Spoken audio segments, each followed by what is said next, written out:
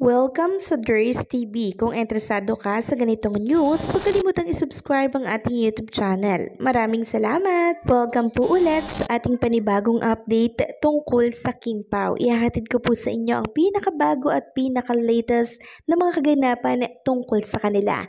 Kaya naman kung hindi ka pa subscriber ng ating channel, pindutin nyo na ang notification bell para lagi kayong updated sa mga balitang trending at napapanahon.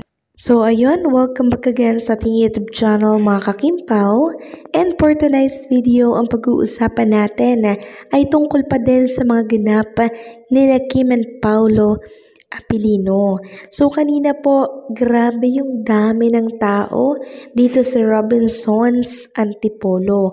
Tingnan nyo naman po mga kakimpaw, wala pa dyan sila Kim Chiu and Paolo Abilino pero grabe yung mga nag-iintay.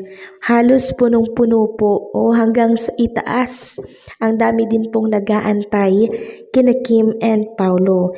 And mas dumami pa yan mga kakimpaw nung dumating na po si Kim and Paolo dito po sa Robinsons. So talagang pinagkaguluhan na naman sina Kim and Paolo dito sa Robinsons Antipolo. And talagang napifeel ko mga kakimpaw na magba-blockbuster talaga etong pelikula po ng Tambalan Kim and Paolo. Since marami nga pong nagpunta na naman at dinayo na naman po itong mall tour ni Kim and Paolo, eto at nagpapasalamat po si Chinita Princess. Sabi niya po dito sa X, "Thank you po sa lahat ng pumunta sa Robinsons Antipolo. #My love you will make you disappear. March 26 na." So, nagpakilig naman po doon si Kim and Paolo Abilino mga kakimpaw. And eto nga po, pinanggigilan po ni Chinita Princess si Paolo Abilino. Kaya kung inyo mapapansin, talaga namang pinisel ni Chinita Princess si Paolo sa kanyang pisngi. So, nakakagigil naman talaga mga kakimpaw, no, yung pisngi po ni Paolo Abilino. And kahit nga po yung ilang mga kababaihan, gustong-gusto po nga pisilin yung pisngi ni Paolo. Pero syempre, si Chinita Princess lamang po ang nakakagawa niyan kay Paolo kasi may karapatan po si Chinita Princess. So, kanina po mga kakimpaw, kumanta po si Kim and Paolo Abilino. Kaya naman yung mga audience doon, sigawan na po sila once na meron pong ginagawa si Kim and Paolo Abilino na pagpapakilig para po sa kanilang lahat. Grabe, talagang dumagungdong po ang Robinsons Mall Antipolo kanina. So nakakatuwa lang dahil ibig sabihin lamang nito na talaga namang marami po ang tumututok sa tambalan po ni Kim and Paolo.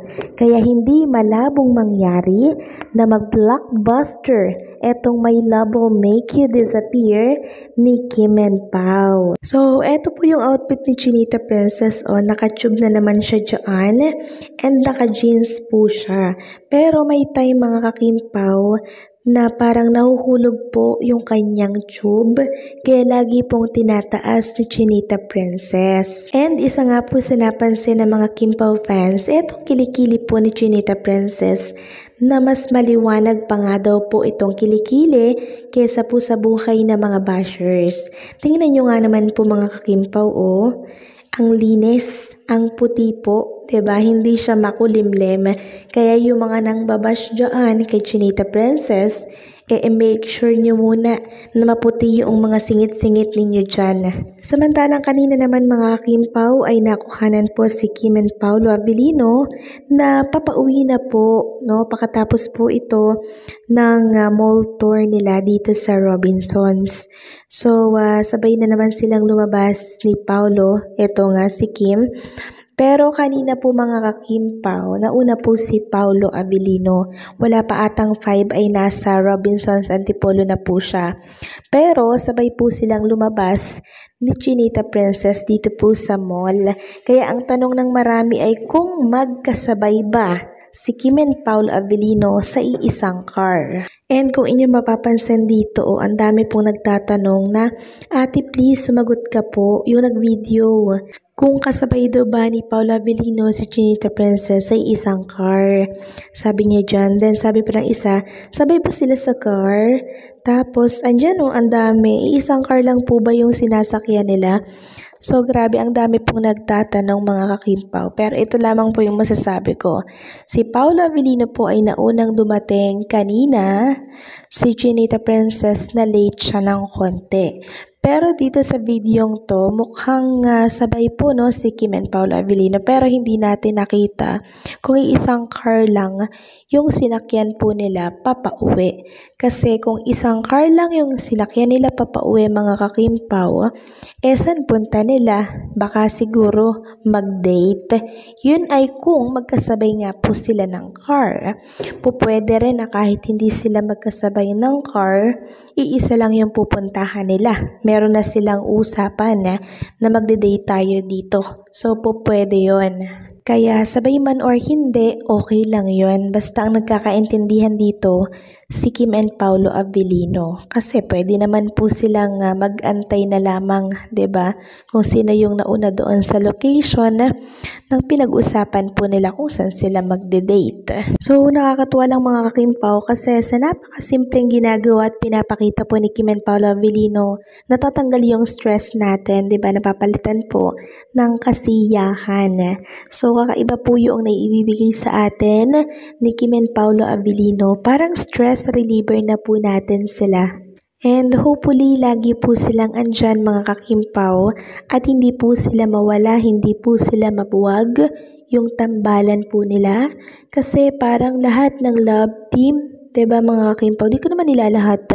Parang may ilan sa mga love team, 'di ba, na after ilang years, parang naghihiwalay na po. Tapos parang nagbabago po ng career, 'di ba? Sana hindi po humantong si Kim and Paolo Avellino sa ganong senaryo. And hopefully, eto na po yung first and last na Chinita Princess. Dahil kakaiba po kasi yung naibibigay nila mga kakimpaw na kasiyahan sa ating lahat.